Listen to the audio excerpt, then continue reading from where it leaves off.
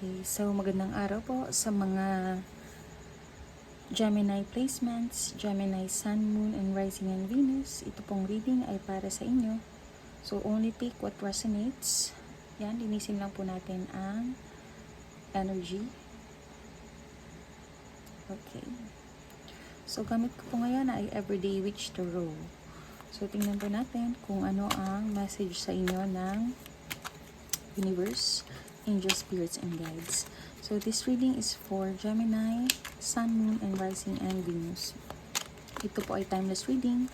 So kung makaresonate po sa inyo, ay mag-comment po kayo sa amin. So please like, share, and subscribe sa aming channel. Thank you po. So ano po ang message po ninyo, angels, spirits, and guides para sa mga Gemini, Sun, Moon, and Rising, and Venus.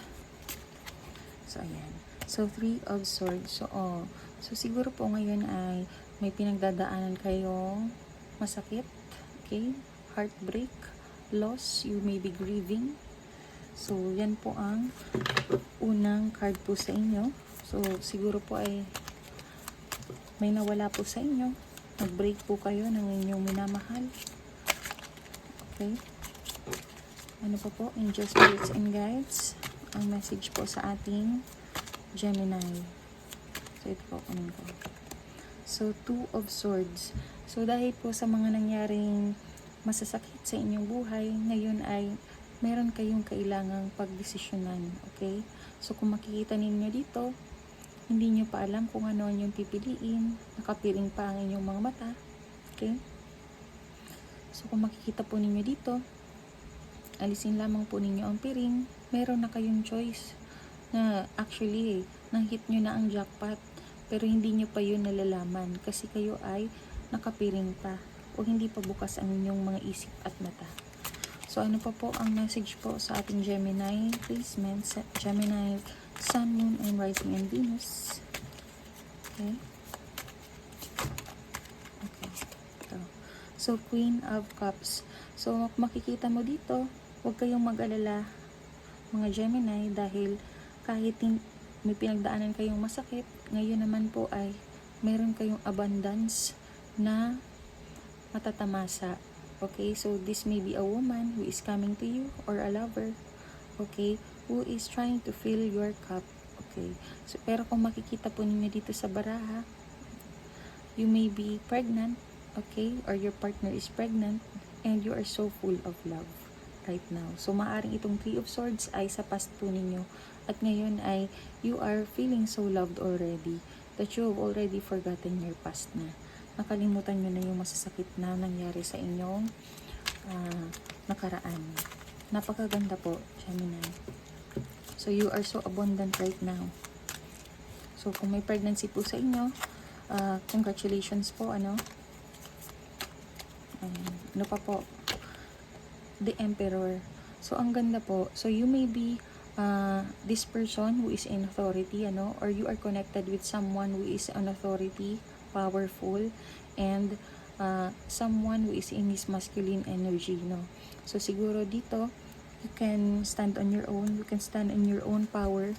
Hindi na kayo yung undecided, hindi na kayo yung nasasaktan, in doubt and insecure, kundi ikaw ay confident na at nawala na yung mga pag-aagam-agam mo, nawala na yung mga insecurities mo.